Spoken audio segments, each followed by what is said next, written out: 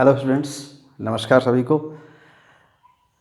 आज हम लोग ये मैथमेटिकल टूल्स के बारे में जो पढ़ रहे हैं, तो पिछले जो 2 वीडियो आपको दिए हैं उसमें हमने बात किया था लॉगरिथम का, और लॉगरिथम में लॉग टेबल देखना भी और साथ में लॉग वैल्यूज़ के साथ जो भी ऑपरेशंस हैं वो उसके बारे में हम लोग बात किए थे।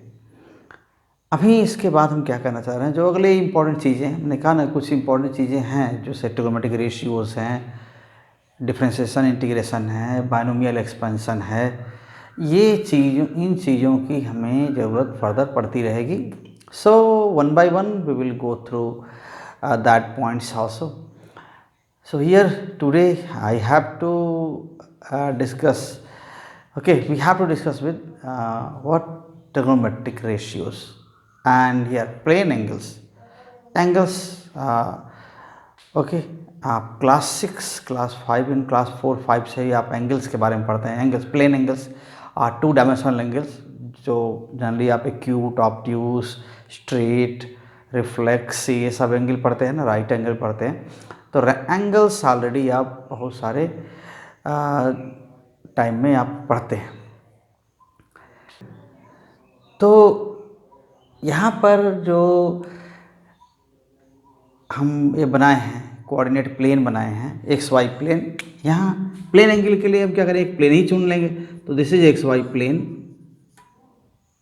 सो एक्स वाई प्लेन में हमें क्या करना है, ये एंगल्स लेने हैं, ठीक है। तो एंगल की वैल्यूज़ क्या, एंगल कैसे चेंज होते हैं, या एंगल है क्या। आप जनरली कहते हैं कि हम दो लाइंस जो पैरेलल नहीं हैं, अगर वो उनके बीच का जो गैप है हम एंगल के टर्म्स में भी पढ़ते हैं, और लाइंस जहाँ मिलती हैं वहाँ एंगल बनाती हैं, ठीक है ना, एंगल। तो प्लेन एंगल आप वैसे भी जानते हैं। तो अभी एंगल क्या होता है, हेल्प करता है किसी चीज़ की रोटेशन में, रोटेटिंग बॉडी की पोजीशन पता करने में। ठीक, हाँ अलग बात है कि कुछ स्टैटिक स्ट्रक्चर्स में भी, बिल्डिंग्स में भी है कि नहीं, अपना एंगल्स का अपना इम्पोर्टेंस है। फोर्सेस, कंपोनेंट्स और फोर्स की डायरेक्शंस, किसी भी चीज़ की डायरेक्शन को जानने के लिए और रिप्रेजेंट करने के लिए एंगल की ज़रूरत पड़ती है। और साथ में रोटेशन है, तो रोटेशन में भी क्या होता है, हम एंगल के टर्म्स में ही हम पोजीशन, तो एंगल के टर्म्स में हम पोजीशन बताते हैं किसी रोटेटिंग बॉडी की। तो ये सब जो है उनको हम देखते हैं। तो रोटेशन में क्या होता है, हम यानी हमारी टेंडेंसी है, देखिए, तरह का घुमाना, रोटेशन को हम क्लॉकवाइज, एंटी क्लॉकवाइज अपने हाथों से ही बोलते हैं कि ऐसा ऐसा घूमना या ऐसे ऐसे घूमना। तो क्लॉकवाइज और एंटी क्लॉकवाइज बहुत सारे टाइम्स हम क्या बोलते हैं, इस चीज़ को बोलते हैं क्लॉकवाइज और एंटी क्लॉकवाइज रोटेशन। तो इसलिए उनके नाम पर ही रख दिया गया है। एंगल की कन्वेंशनल डायरेक्शन भी रखी हुई है कि रोटेशन अगर एंटी क्लॉकवाइज हो रहा है, जो आपको देखने में, ठीक है ना, आपको देखने में रोटेशन एंटी क्लॉकवाइज दिख रहा है, तो वो पॉजिटिव रोटेशन है।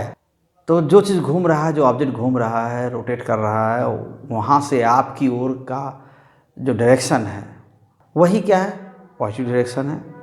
और जो एंटी क्लॉकवाइज रोटेशन है, आपके लाइन ऑफ साइट के और अबाउट, वो क्या है, वो पॉजिटिव रोटेशन है। और रोटेटिंग लाइन की पोजीशन की एंगुलर पोजीशन के टर्म्स में हम एंगल पढ़ते हैं। मान लेते हैं कोई क्या है, कोई रोटेटिंग लाइन है ऐसे, और ये लाइन पॉजिटिव डायरेक्शन में ऐसे रोटेट कर रही है ऐसे, तो क्या हो रहा है, उसकी एंगुलर पोजीशन हम बेस लाइन, यहाँ पर इसको हम बेस लाइन इमेजिन करते हैं कि ये लाइन क्या है, ये बेस लाइन है, और ये कौन सी लाइन है, रोटेटिंग लाइन है, रोटेटिंग लाइन। तो इनके टर्म्स में हम एंगल को, ठीक है ना, एंगल को बताते हैं। तो अभी एंगुलर पोजीशन इसकी ये है और ये रोटेशन हो रहा है इधर, तो इसको बोलते हैं पॉजिटिव रोटेशन, एंटी क्लॉकवाइज। तो ये एंगल की डायरेक्शन क्या है, पॉजिटिव है। और अगर इधर कोई घूमता है इधर की ओर तो क्या है, ये नेगेटिव एंगल है। तो ये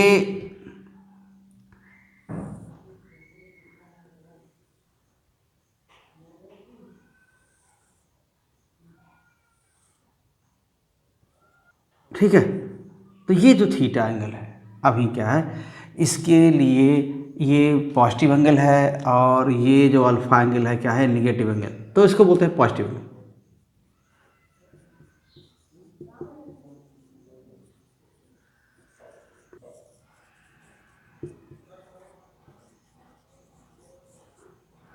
नेगेटिव एंगल।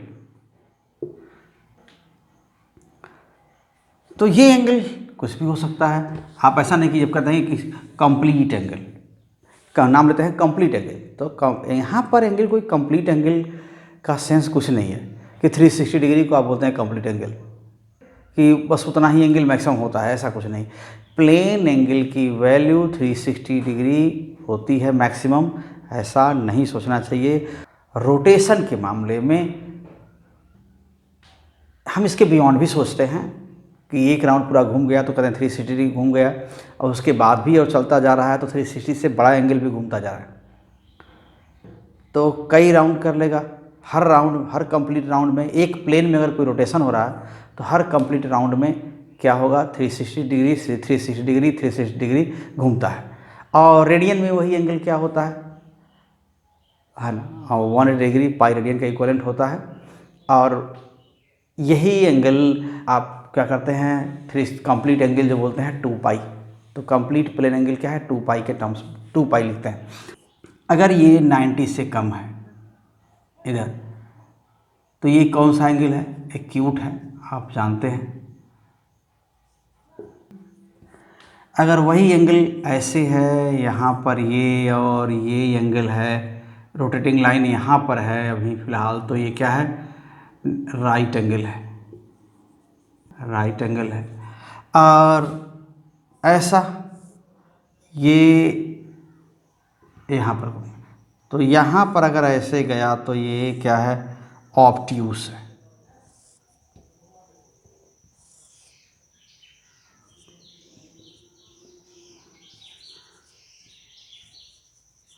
ऑब्ट्यूस है, ये ऑब्ट्यूस एंगल है। और ये आप क्या लिखते हैं इसको, ये स्ट्रेट एंगल है यहाँ से, ठीक है ना, ये आप बोलते हैं स्ट्रेट एंगल। इसके बाद फिर क्या है, आप इसको यहाँ से ऐसे और अगर ऊपर चला गया तो reflex angle,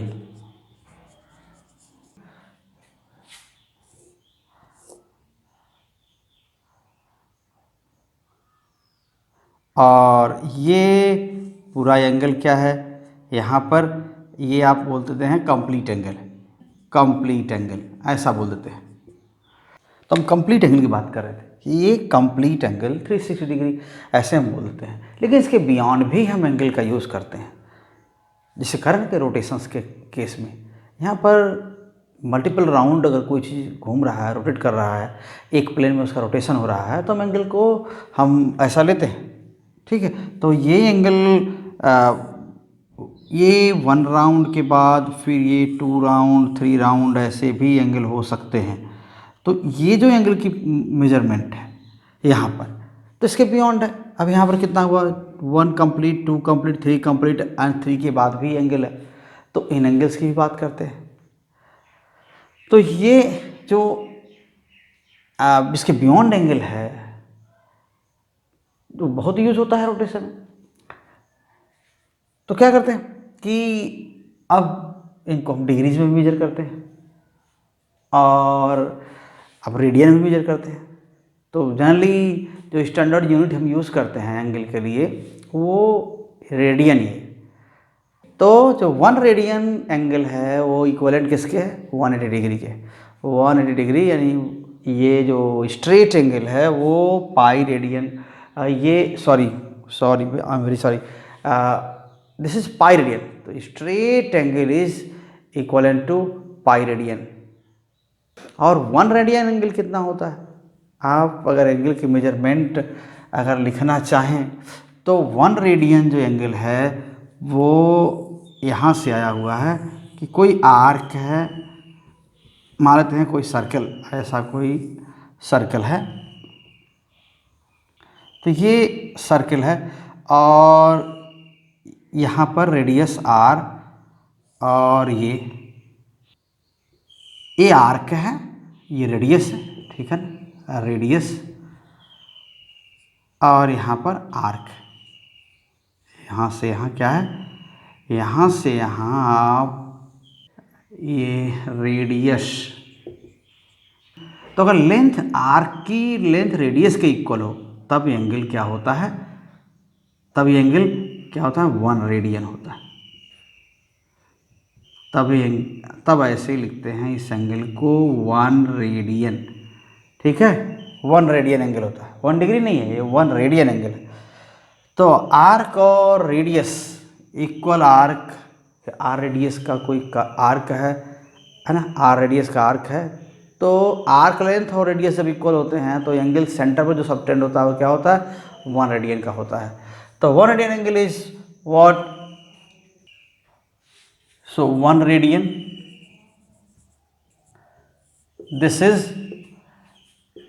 angle subtended, is what, subtended by an arc of circle, an arc of circle, okay, equal to the length of radius, equal to the radius,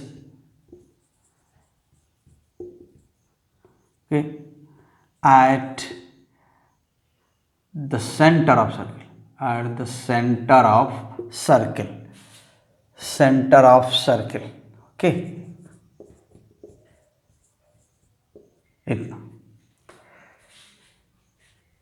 so you can compare this thing, or you can say measure of angle in radians is length of arc। तो क्या कह रहे हैं, so measure of angle in radius, measure of angle in radians, radian में angle measurement क्या है, theta equals arc length upon radius, arc length upon radius. तो ये रेडियन में एंगल, अगर आर्क लेंथ और रेडियस इक्वल है तो एंगल क्या होता है, 1 रेडियन होता है, तो ये रेडियन में है। अब देखिए क्या हो जाएगा, अगर कोई पूरा सरकमफ्रेंस ले लें, अगर ये पूरा सरकमफ्रेंस ले लें एज एन आर्क, तो क्या होगा, तो जो एंगल बनेगा आप इमेजिन कर सकते हैं कि अगर आप पूरा सरकमफ्रेंस आर्क लेंथ की तरह ले लें तो ये रेडियस और पूरा सरकमफ्रेंस ले लें, एक राउंड पूरा ऐसे, तो ये क्या हो जाएगा, आप जानते हैं सरकमफ्रेंस पूरा क्या होता है, 2πr होता है। So angle subtended at the center by whole circumference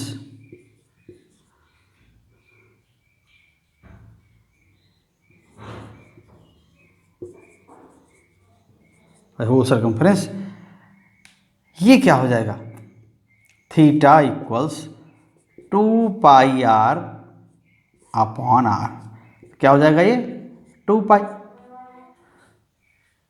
तो निश्चित ही है कि ये 360 डिग्री क्या होता है, 2π रेडियन होता है। This implies that 360 degree is equal to 2π radian, तो आप 1 रेडियन समझ सकते हैं 1 रेडियन में कितना एंगल होगा। आप 6.28 का डिवाइड कर दीजिए, इसमें आ जाएगा आपको 1 रेडियन मिल जाएगा कि 1 रेडियन कितने डिग्री के इक्वलेंट होता है। So pi radian is equivalent to 180 degree, 2 pi radian is equivalent to 360 degree, ऐसा होगा। तो ये एक्यूट, ऑब्ट्यूस और ये जो है सब करते जाएंगे, देखते जाएंगे आप। और यहाँ पर एंगल क्या है, एक राउंड घूम गया तो 2 पाई एंगल, 2 राउंड घूम गया तो 4 पाई एंगल, 3 राउंड घूम गया तो 6 पाई एंगल, ऐसे ले सकते हैं। उसके अलावा तो अब जो आपको हम बताने जा रहे हैं, हम जो ट्रिग्नोमेट्रिक रेशियोज भी इससे पहले लिखे हुए थे ना, तो ट्रिग्नोमेट्रिक रेशियो के बारे में बात करने जा रहे हैं। और उसके लिए हम क्या करेंगे, हम कुछ वेरिएशन, जो एंगल के वेरिएशन के साथ जो और कुछ चीज़ों के वेरिएशन और फैक्टर्स के वेरिएशन होते हैं, हम उनको कंसीडर करने जा रहे हैं। अब देखिए ज़रा, एक एंगल वेरिएशन में क्या है कि यहाँ पर मान लेते हैं ये एंगल एक है ना, ये एंगल थीटा है इधर की ओर, ये पॉजिटिव एंगल है। एंटी क्लॉकवाइज एंगल को हम पहले कह रहे थे कि एंटी क्लॉकवाइज एंगल को हम पॉजिटिव एंगल कहते हैं। और इसके साथ एक चीज़ है, अगर मान लेते हैं ये रोटेटिंग लाइन जिसकी हम बात कर रहे थे, ये है ना, ये रोटेटिंग लाइन ऐसा है, तो ये जो रेफरेंस लाइन, इसके एंड पॉइंट से, जो रोटेटिंग लाइन का जो एंड है P, वहाँ से रोटेटिंग लाइन पर जो परपेंडिकुलर ड्रॉप कर देते हैं, वो परपेंडिकुलर क्या होता है, वो इस एंगल के लिए परपेंडिकुलर है। और जो फुटा परपेंडिकुलर है ओरिजिन से, वो बेस है, तो इसको हम परपेंडिकुलर कहते हैं, ठीक है ना। ये परपेंडिकुलर है, परपेंडिकुलर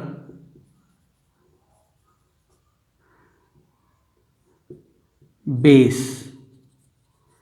ठीक है। तो ये परपेंडिकुलर और बेस यहाँ। और एक चीज़ और कि एंगल, अभी हम जो हमारी जो आदत हो गई है, राइट ट्रायंगल है ये सब, ठीक है। तो राइट एंगल ट्रायंगल में हमारी आदत है, हम ऐसे ही बोलते हैं एंगल ऐसा है तो ये 9 डिग्री है, एंड दिस, इस एंगल के लिए, and for this angle perpendicular is here P and this is base, and for this angle perpendicular is here and base is here। यही पढ़ते हैं, बहुत सिंपल सा, यही हम पढ़ाई कर, यही हम इसके बारे में हम डिनोट करते हैं, या ये कहें कि हमें नाम ही नहीं बेस पर देते हैं कि कौन परपेंडिकुलर कौन बेस है। लेकिन जो जनरल रिप्रेजेंटेशन है क्या है, अगर एंगल ऐसा भी हुआ,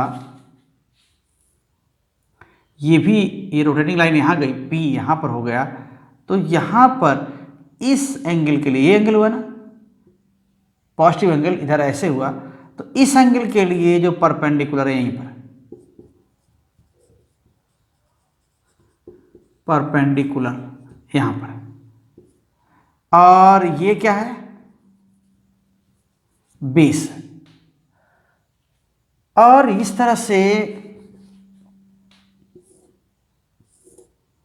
और इस तरह से क्या है कि अगर ये एंगल इतना भी है, ऐसे देखिए, रिफ्लेक्स एंगल है, ये तो ऑब्ट्यूस है, ये क्यूट है, यहाँ पर के लिए ये परपेंडिकुलर है, ठीक है ना, परपेंडिकुलर, ये P है और ये N, ठीक। और यहाँ पर O, तो ये क्या है, बेस, और ये परपेंडिकुलर, परपेंडिकुलर। और वही चीज़ फिर से, अगर इस तरह का हम एंगल ले लें, इस पूरे एंगल के लिए देखिए एंगल कितना है, 2 पाई, 4 पाई, 6 पाई से भी ज़्यादा, यानी 3 राउंड कंप्लीट करने के बाद भी कुछ ज़्यादा चला गया है। तो ये थीटा एंगल के लिए यही परपेंडिकुलर है, यहाँ पर ये परपेंडिकुलर है, और ये बेस, यहाँ पर ये बेस है। ऐसा नहीं कि बस वो पहले जो कह रहे थे कि हम कन्वेंशनली जो जानते रहे हैं अभी तक कि ऐसा एक ट्रायंगल बना लिया, राइट एंगल ट्रायंगल बना लिया, उसमें एंगल के सामने की साइड को हम परपेंडिकुलर कह दिए, दूसरे साइड को हमने बेस कह दिया, हाइपोटेनियस, तो हाइपोटेनियस सही है। तो यहाँ पर भी हाइपोटेनियस है, जो रोटेटिंग लाइन की जो लेंथ है वो हाइपोटेनियस है, ठीक है ना। तो ये जो है ये हाइपोटेनियस, ठीक। यहाँ पर भी ये हाइपोटेनियस है, ये भी हाइपोटेनियस है, ठीक। परपेंडिकुलर क्या है, ये यहाँ परपेंडिकुलर है, ठीक, P परपेंडिकुलर। तो अब क्या है, हम एंगल के साथ, आप मालूम है कि एंगल अगर रोटेटिंग लाइन अगर कॉन्टिन्यूसली रोटेट कर रही है, एंगल चेंज हो रहा है, तो इसके साथ साथ क्या हो रहा होगा कि बेस और परपेंडिकुलर की लेंथ भी चेंज होती रहेगी, ठीक। In the case of rotation,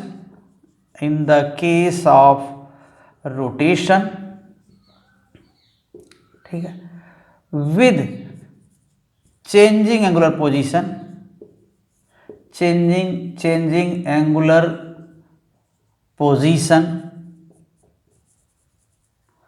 of a line segment of the rotating line,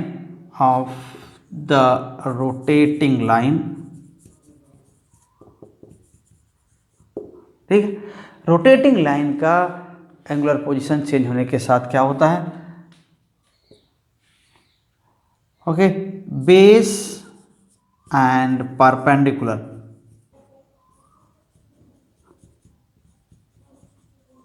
also change. तो क्यों ना हम एंगल को रिलेट करते हैं, इसलिए एंगल को हम रिलेट करते हैं इन लाइन सेगमेंट से, okay. So measure of angle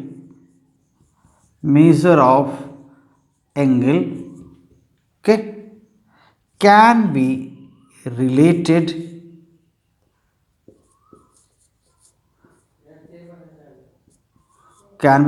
to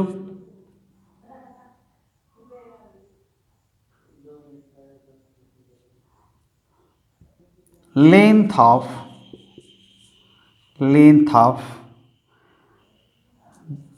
these base perpendicular hypotenuse etc, okay, etc. So ratio, so in general we take ratios of lengths of these sides, okay, pairwise ratios. So generally what we do,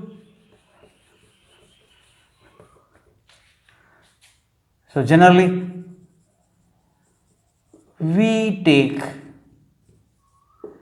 ratios of these line segments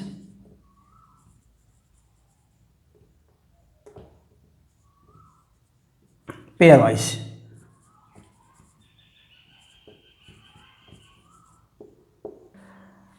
तो किसी angle के लिए जो ratio है perpendicular to hypotenuse, इसको हम क्या बोलते हैं, sine of angle, okay. So these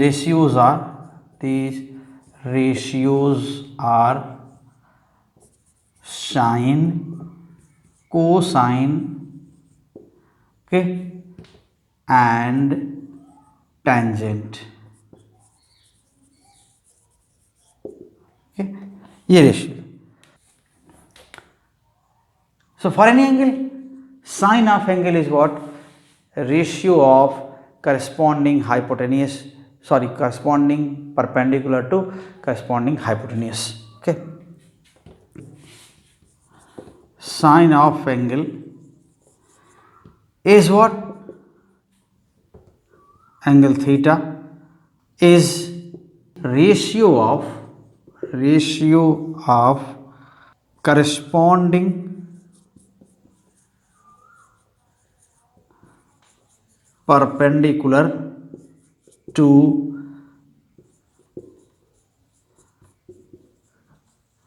corresponding hypotenuse, Okay, hypotenuse. So this, in short, it is written, okay, in short it is written sine theta. Okay, sine theta, and this is base upon hypotenuse. Okay, this is sine of angle. And other ratios are cosine. So cosine is here.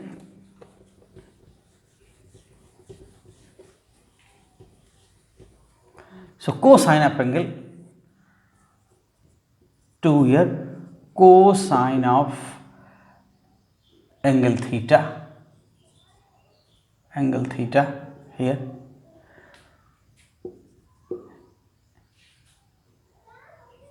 is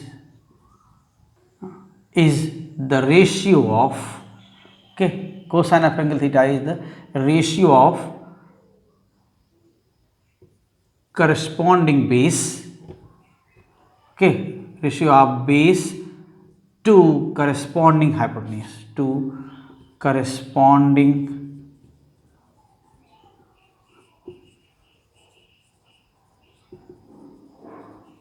hypotenuse. ठीक है, तो ये हो जाएगा।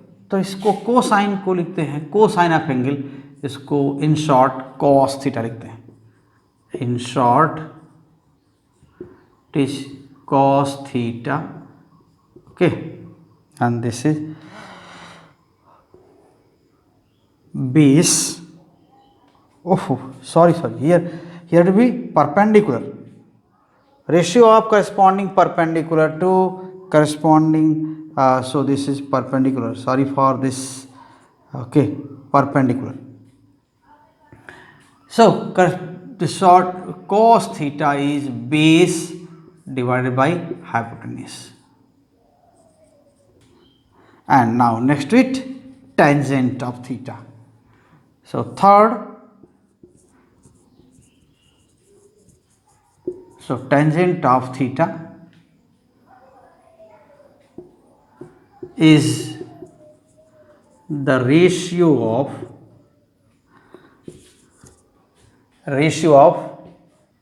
perpendicular to corresponding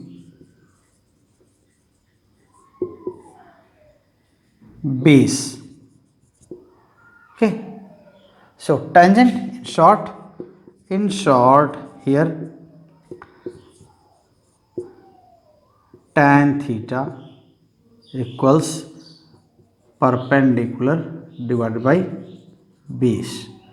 So these are ratios, important ratios here, 3 ratios, okay, and their reciprocals are also popular. So reciprocals of these ratios are also equally popular.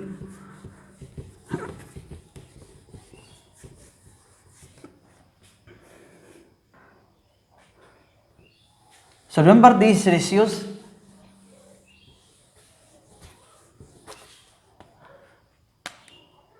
So reciprocals of trigonometric ratios, reciprocals of trigonometric ratios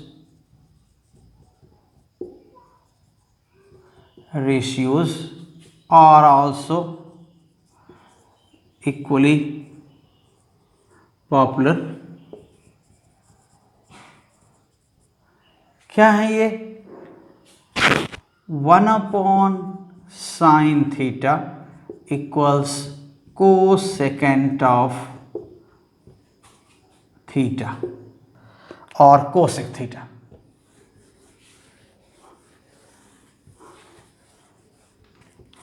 Or cosec theta. 1 upon cos theta equals secant of theta, ठीक है, और sec theta, ठीक है, and 1 upon tan theta This is cotangent of theta.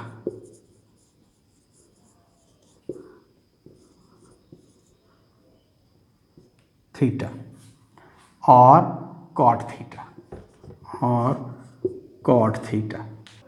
So this implies that cosec theta hypotenuse upon perpendicular,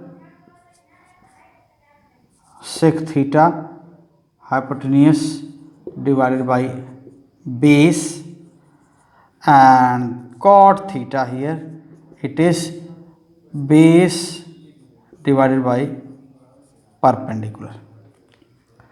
तो ये ratios हैं जो commonly popular हैं और अलग अलग एंगल के लिए इनकी वैल्यूज़ भी होती हैं। तो हम एक दो एंगल के लिए देख भी सकते हैं। अभी एक एंगल की वैल्यू के लिए हम इसको सोच रहे हैं कि इनकी वैल्यूज़ ले लिया जाए। तो नहीं 30 डिग्री के लिए, ठीक है, तो आते हैं 30 डिग्री के लिए ये हम वैल्यूज लिखने जा रहे हैं किसकी, साइन कोसाइन टैन ये सब की। So trigonometric ratios for 30 degree angle, trigonometric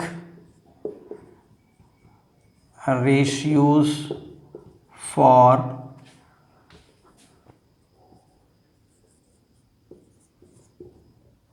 30 degree. तो इसके लिए क्या होगा, मान लेते हैं एक एंगल हमने ऐसा ये 30 डिग्री का ले लिया,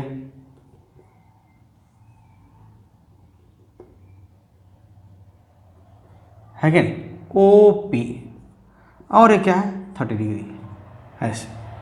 तो ये क्या होगा N, ये परपेंडिकुलर हो गया, यहाँ बेस हो गया। और क्या लिख सकते हैं, अगर हम ये जानते हैं कि राइट ट्रायंगल में क्या होता है, 30 डिग्री के सामने की साइड क्या होती है, हाइपोटेन्यूज की हाफ होती है, ठीक है, ये ज्योमेट्रिक प्रॉपर्टी है बढ़िया से।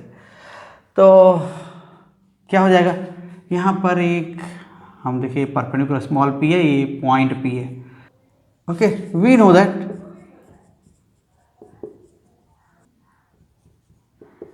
इन राइट ट्रायंगल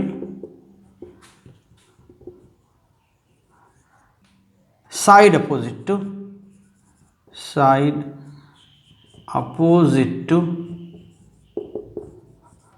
30 डिग्री एंगल, क्या होता है ये 30 degree angle is half of the hypotenuse.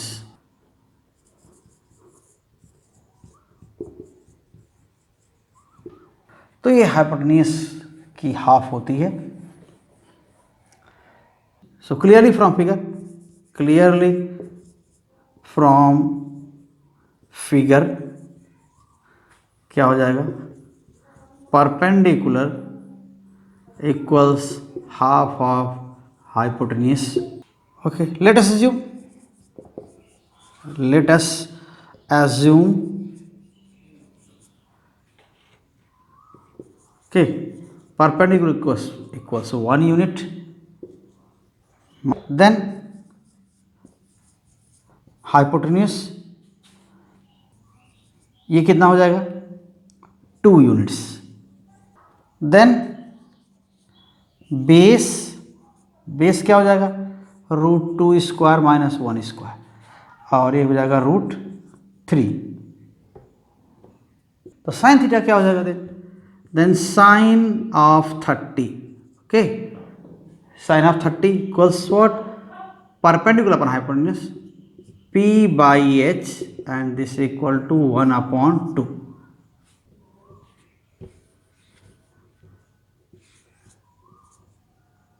cos 30, तो cos 30 क्या हो जाएगा, ये बेस अपॉन हाइपोटेन्यूज, और ये बेस कितना हो जाएगा √3/2। और देखिए क्या होगा,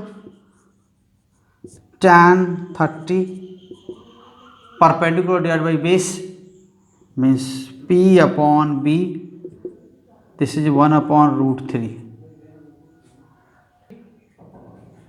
और this are degrees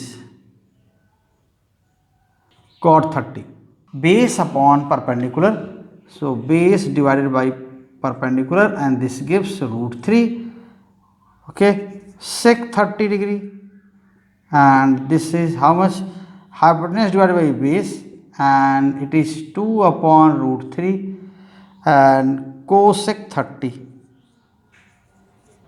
okay, hypotenuse divided by perpendicular and this comes 2.